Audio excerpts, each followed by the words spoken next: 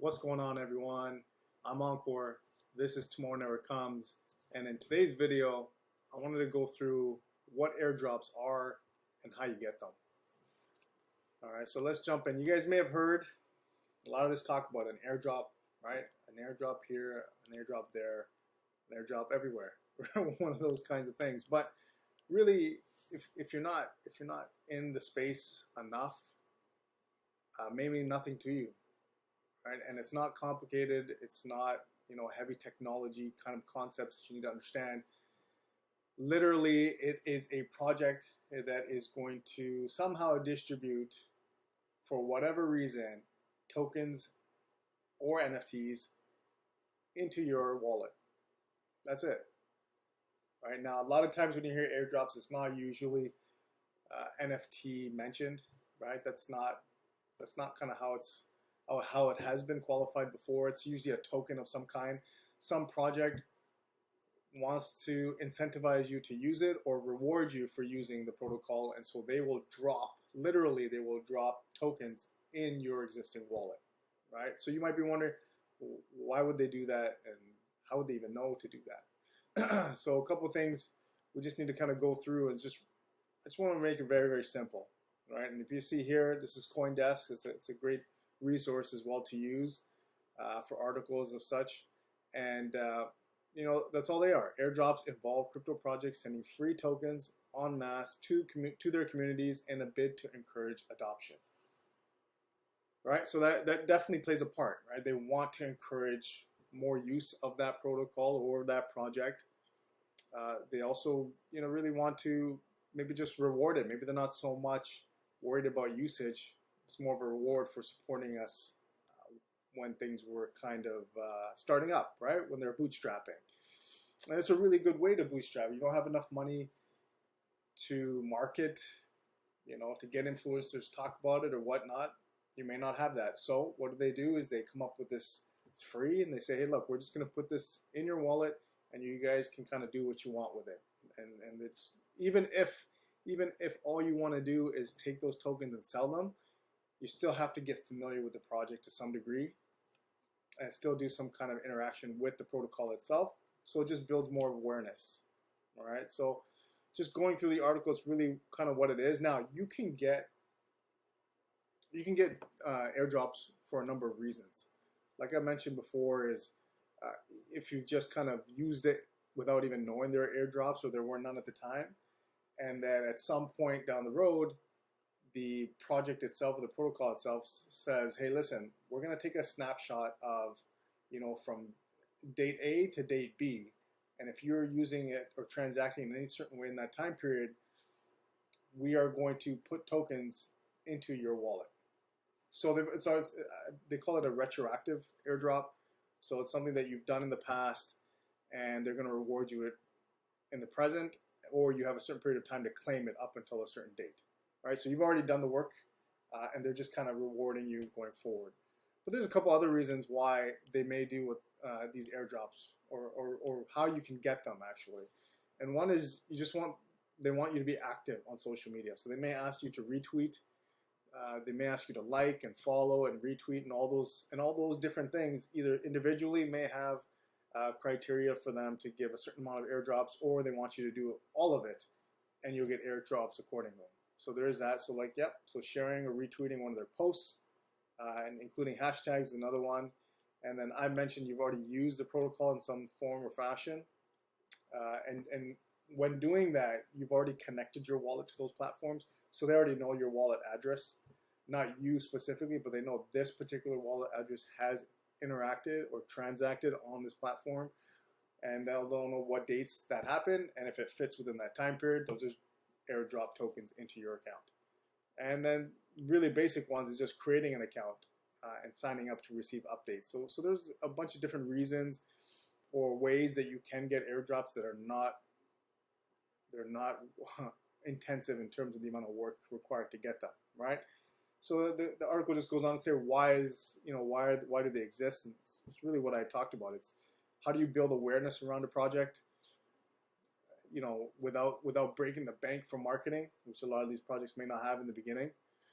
And Or the project has now gotten big, like Uniswap, and they say, hey, look, we just want to reward our community for supporting us when things were early, so we're going to kind of retroactively do that. So there's that as well.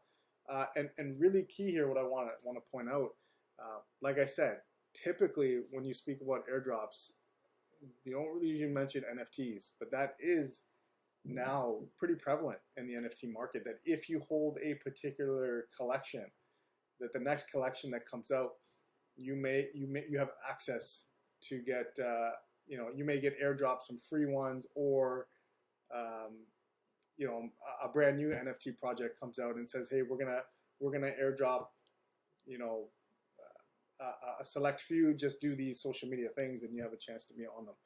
Now they'll also do something where they just put you kind of on a list, so you have the chance to mint the NFT. But sometimes they will drop the NFT into your wallet as well. So that is possible. Okay, and then so the question is always like, how do they work and are they safe? We kind of touched on how do they work, right? They take a snapshot at a certain period of time. Somehow the wallet that you have, like a MetaMask wallet, has to interact with their project or protocol in some form or fashion in order for them to know which address to actually send it to, and send it directly without interacting at all. Or without kind of like asking you, hey, can you do so-and-so things? They just kind of know what needs to be done, which address to send it to. Once you complete what you need to do, it's already, it just goes in automatically. So that's the thing. Now, are they safe? So that's always the biggest question, is safety. There are a lot of projects out there that will kind of trick you into exposing your wallet. So what they'll do is they'll say, hey, we're going to drop X amount for free, and you link your wallet. And what happens is, once you link your wallet, they now have access to your wallet, and they can kind of remove assets from your wallet. So that does happen. Another way is kind of similar, but it's really about knowing who the wallet is tied to. So they may drop actually a certain amount, very small amount, and because they're not doing it with everyone, now they know that that's your wallet, and they can do, they can target it however they like moving forward. So there are those things to look out for, but just like any other project, you need to kind of do your own research on the project first. Don't just, read a headline, or someone tells you, or you see it on Twitter and all of a sudden, or social media, and you just jump in and connect your wallet. Like, you got to be safe. What is also possible is you can create an entirely new MetaMask account that is for airdrops only. So you don't put anything in there.